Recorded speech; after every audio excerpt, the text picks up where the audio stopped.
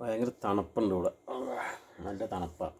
അതുകൊണ്ട് ഒരു ഗാവ കുടിക്കുക. ഗാവ ഉണ്ടാക്കി ഞാൻ ഉണ്ടാക്കിയതല്ല, കിട്ടിയതാണ് ഗാവ. സൂപ്പർ ഗാവ കുടിച്ചു.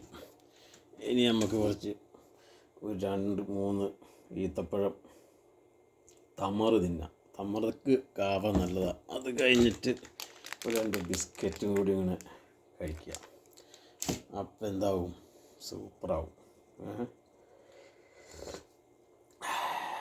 ഗാവ കണ്ടിട്ടില്ല, ഗാവ കണ്ട, ഇതാണ് ഗാവ.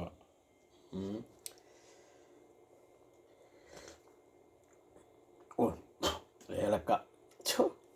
എന്താ ചെയ്യുക, റൂമിൽ തുപ്പിത്തല്ല, ഒരു ഏലക്ക തുപ്പി കളയുന്നത് കേട്ടോ. അപ്പോൾ ഒരു തമറും കൂടിയാണ് തിന്നുക. തമറും ഗാവയും കൂടി സെറ്റപ്പാണ്.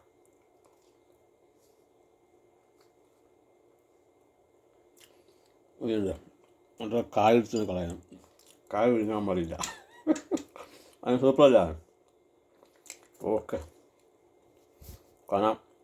ഫോളോ ചെയ്യുക. അടുത്ത വീഡിയോക്ക് നമുക്ക് കാണാം. Okay, good bye.